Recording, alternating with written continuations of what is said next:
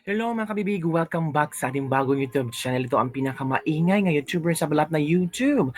Ako si Kabibig, maglebak-lebak na with evidence. So eto na kabibig ang bagong pasabog ni Madam Maharlika at sinagot niya tungkol sa di umano'y fake news, ang police report or medical report at edited daw. Nako po, ano ba talaga ang katotohanan mga kabibig? So heto na ang pasabog ni Madam Maharlika na talagang hindi ka mako-confuse. Huwag kang mako-confuse kabibig. Because sometimes mako-confuse tayo sa mga news sa social media ba. So mas mabuti no kung mag-research din tayo kung ano ba talaga ang katotohanan, di ba? So, nako, until now, gulong-gulo pa rin ang mga tao sa istoryang ito. Ang malaking tanong, connected ba si Madam Lisa Marcos sa pagkamatay ni Paulo Tantoco or inosente siya? Nako, mga kabibig. So, manood tayo kay Madam Maharlika as she mentioned some important matters that we need to be concerned of. So, ito kabibig, makinig tayo kay Madam Maharlika. Go, Madam! Hello. Magandang araw, Pilipinas. Ay, magandang madaling araw pala sa Pilipinas. So, mabilisan lang itong vlog na to palangga kasi I'm on the go. Pero magko-comment tayo. Pasensya ka na kung medyo yung festla ko dyan medyo nababalatan. Nababalatan ng festla natin. But ganun pa man, you stay focused. Ayan, ganyan, stay focused tayo.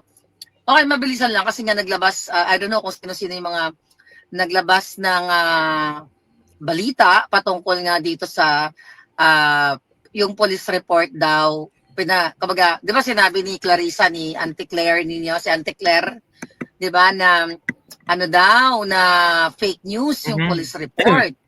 Ngayon, mga kababayan, may lumabas din ng mga media, even Net25, may nilabas sila na na kanilang police report na nakuha daw nila. At yung may kulay dilaw na something na, I mean, dilaw na police report na peke daw. Okay. Ganito kasi yan. Ang sinasabi nila ng Net25 na wala naman daw nakalagay na pulburon yung ikinamatay ni Tantoco. Na yun na nga, yung pagkamatay ni Tantoco, ang pinag-usapan kasi natin dito na siya ay isa sa mga entourage ng Bangag Administration at kasama ni Lisa Tanas, ni Escudero, ni Jingay, ni Frasco, ng GMA7 head, si anong pangalan nun? Basta yung mga taong yun, nakasama nung taong namatay. Okay, sabi nga natin, hindi naman si Tantoco talaga dito hindi natin kinakalaban si Tantoco. Yung namatay, patay na yun, wala na yung kalaban-laban. True. Ang pinapaunawa natin sa taong bayan ay yung manner ng pagkamatay niya at ano yung ipinasok niya sa katawan niya bago siya namatay dahil nga magkakasama sila ng buwaka ng inang Lisa Tanas at gobyernong Bangag na paulit-ulit nating sinasabing Adictus Benedictus. Huwag po kayong malito. Huwag kayong makonfuse. Ayan, basahin nyo yung dyan ni Edwin Hamora, ni Reyna Elena dahil ipapaliwanag niya in writing. Ako naman yung Ngangabels ko magpapaliwanag sa inyo.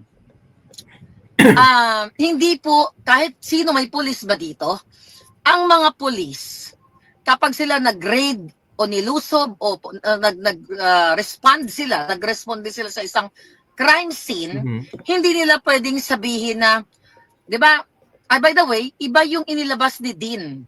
Dean Chase, how are you? Ang bongga ng aming Beverly Hilton dramatization, may minute kami doon. But anyway, hayaan mo na yon. Hindi natin pag-uusapan yung minute. Ito pag-uusapan natin.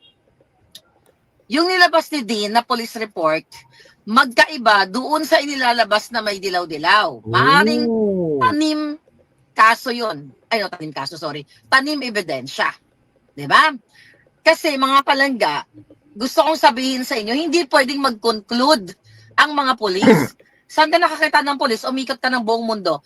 Pag nakakita siya ng kulay, kahit nasabihin pa niya sa sarili niya, kahit siya ay Adictus Benedictus na polis, at nakita niya yung white powdery substance na yan, hindi niya pwedeng ilagay dyan sa report na yan. Nasasabihin niya, may nakita ako na tumpok-tumpok na pulburon na paborito ni Bangag.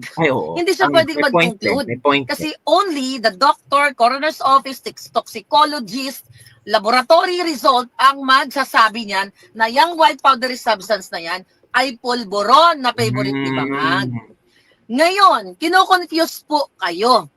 Ang naglabas na body o na institusyon ng ahensya ng gobyerno dito sa Los Angeles na si Tantoco ay namatay dahil sa aksidente at dahil sa kanyang at ang kanyang toxicology test ay mayroon ngang pulburon, hindi po ang Beverly Hills Police. Ang naglabas, Coroner's Office o Los Angeles Examiner. Yan mga kababayan, lagay nyo sa utak ninyo kasi ginagago kayo. 'Di ba? Pag sinabi kasi, kasi may talagang police report na fake na tinatanim. Meron talaga kasi si Lisa Canas din ang gumawa niyan eh. Huwag kayo ma-confuse. Hindi fake ang nilabas ng Coroner's Office. 'Di ba galing ako doon? I'm just waiting for my personal copy. 'Di ba I told you the other day? So mali po 'yun kasi nga bago ma-rule out nga kung ito talaga itong favorite ni Kuting ay pulburon, ganito, ganyan, kukumpirmahin niya ng crime lab. Di ba kahit sa atin may ganyan? True. Crime laboratory. Hindi ka pwede magsabi na, hindi, mangmang kang pulis, magbida-bidahan ka, may nakita ako na favorite ito ni Kuting. Any chemical substance, di ba? Hindi mo pwedeng sabihin na, kahit alam mo na 1,000,000% ka as a police, hindi mo pwedeng sabihin na yan ay pulburon. Dadaan po yan sa laboratorio. Yan ang tawag dyan, sabi ni Bukid, forensic evidence. Kahit pa nga sasabihin ng ng doktor, meron pa yang mga parang i-cross exam, hindi lang siguro isang doktor o dalawang doktor.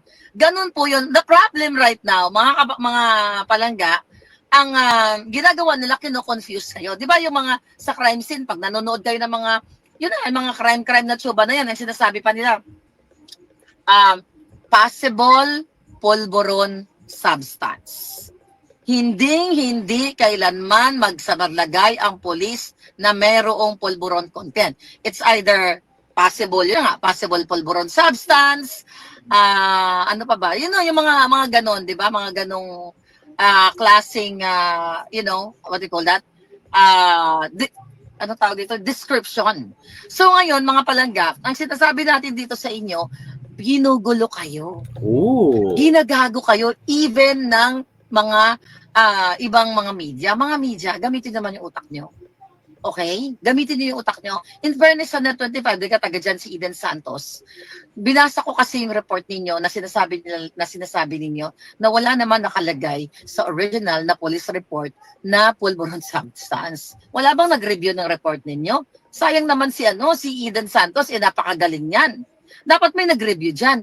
Kahit saan ka umikot, kahit sa pumunta ka sa planetang Mars, hindi yan ilalagay ng police. At ang inilagay ni Dean Chase na police report, walang pulburon substance, mga kababayan. Yan ang dapat ninyong isipin kasi alam niyo ang yung ginagawa ng mga police pag nagre-responde yan, syempre ang ire-report nila, di ba yung kay Dean, may mga nakakalat na allegedly, na nakabalot na white powdery substance doon sa sa dollar, yung dollar bill, di ba? May mga ganon na nakakalat, na may mga syringes, may mga ganon. Yung pinalabas nila, kaya mag-ingat kayo palangga, yung iba doon, tanim yun. Si Lisa Canas din ang may gawa niyan, mga kababayan. At ang trabaho ng pulis ay mag-aresto. Mag-recover ng mga kung ano man ng mga ebidensya na nakita niya dyan, di ba? I-secure niya yung area kung ang crime scene ongoing. Hindi pwede magsabi ang police, sigurado ako yan, yung white powdery substance yan, favorite ni Kuting yan, sigurado ako pulburon yan. Di ba? Yung coroner's report ang mag-determine, tama, si Jerpy Laseb, ang coroner's report po, ang doktor, ang laboratory, ang mag-determine kung anong tesehodang chemical substance, foreign objects ang nasa loob ng katawan ni Tantoco. Hindi ang pulis. Aba, kung ganyan, edi kanila na lahat ng trabaho. May kanya-kanya silang tungkulin.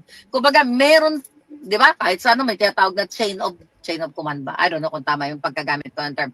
But anyway, highway, hindi yan Diyos ko po, kino-confuse kayo. Kasi nga, kung hindi ka marunong, titignan mo tong report na to, ay oo nga, fake nga ito kasi kung matalino ka, oo nga, kasi ang police report, hindi talaga naglalagay ng pulburon. Kaso lang, ginagago kayo. Okay? Ginagago kayo ng bangag administrasyon na ito, mga palangga. So, ang eksena natin ngayon, ano tawag dito? Bombahin natin ng bonggang-bongga na sasabihin ninyo, ang pulis ay hindi pwedeng magdesisyon or rule out sa cause of death. Ang pwede niya lang gawin, i-report niya yung yung observation niya during, after the crime scene. Yun, Arnold Gallosa, di ba? Ang problema kasi sa inyo mga palangga, di ba? Ang ginagawa ng mga ng mga bangag na ito ay ay talagang ginagago kayo. Only the doctor, only the lab test can determine kung ano yung cause of death. Okay? Yan ang isipin ninyo. Kaya po yung pinapalabas ngayon ng mga jutang ginimes, kino-confuse talaga kayo. Kasi hindi talaga pwedeng hindi talaga pwedeng magsabi ang pulis na kung ano yung cause of death. Wala silang kapangyarihan and they are not experts. Correct. Hindi sila lisensyadong doktor, hindi sila lisensyadong pathologist, hindi sila forensic expert. Kailangan nila mag-aral. At kahit nag-aral pa yung mga yan, let's say for example, police at the same time laboratory expert siya or doctor siya, may mga ganon. Tapos anong function niya during that day? Police. Siya nag-responde sa Beverly Hills o Beverly Hilton. Kahit alam niya, kahit may knowledge siya, kahit nag-aral pa siya, nagpakadalubhasa siya, but during that time, ang function niya, ang trabaho niya as a police, hindi pa rin siya pwede mag-rule out. Kasi hindi siya pwede mag-determine na yun ang kinamatay. Kasi hindi yun ang trabaho niya. Hindi niya pwedeng agawan ng trabaho yung mga pathologists. Clear? Anti-clear? Yan kasi mga bangag na alpoterang katulad ni Lisa Tanas. Nililito kayo. I believe hindi daw siya sasama. Ano sabi? Hindi daw siya sama sa Amerika. I don't know. I'm too busy right now, mga kababayan. Actually, sabi ko nga, short lang itong natin, ano yan? Ano sabi ni Frank? Ayan, autopsy lang. Yes. Kaya nga may autopsy report. Kaya nga, di ba, sa Beverly Hills Police, pending pa yan. Ang makikita mo lang talaga dyan, sa police report na yan, yung mga tao, kung pwede, yung mga tao present doon. Di ba, kaya nga may redacted police report na pinakita si Dean. Meaning, di ba, pinagtatatakpan yung mga masiselang bahagi doon na mga pangalan or mga information. Yun lang ang pwedeng gawin ng Beverly Hills Police. So, net 25, pakiayos nyo yung balita nyo. Gusto pa naman namin kayo.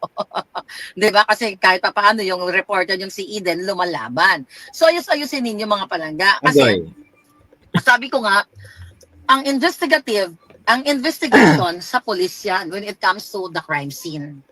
Okay, lalagay lang dyan, di ba, sa Tagalog. Okay, suspected, kunyari, let's say for example, yung favorite pa rin ni Lisa Tanas yan, yung asin, di ba? Suspected Rocky Salt. Looks like Rocky Salt. I don't know. Chika boom boom lang. So, aray ko, di ba? So, yun po yun.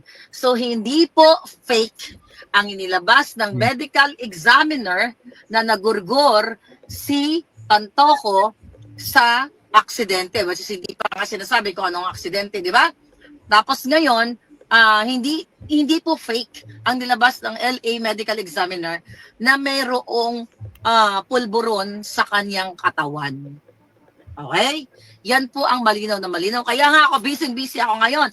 Jutang na dapat nag-iconic, Clear Collective tayo, no? Mag-iconic Clear Collective muna ako, punyemas, na busy ng lola ninyo. Dahil nga may inasik. So yun kabibig ang explanation ni Madam Maharlika hinggil sa issue na ito. So maghihintay pa tayo ng more updates hinggil dito. And I think Dean Chase will be also answering about this particular issue kasi meron din siyang hawak na dokumento. So maghihintay tayo sa mga latest trending news. Kayo kabibig, Net 25 naglabas na rin ang kanilang nakuha na dokumento na yung sinabi ni Claire Castro ay tama. So, sabi ni Claire Castro na Yung nilabas sa Facebook, peke yon, dinoktor yon. Ngayon, ang Net25 nakakuha din ng posibleng same document ni galing kay Claire, I mean, same document ni Claire Caso. Pero si Claire Caso, hindi siya nagpalabas ng kanyang own document or ang tanong, may hawak ba siyang own document? Ang tanging alam natin, ang Net25 nag-post. So, sinabi ni Claire, tama din naman yung nakita natin sa Net25 the document. So yun lang kabibig ang ating latest nibag for the day. Don't forget to like, subscribe, and share this video. Bye everyone! See you next time.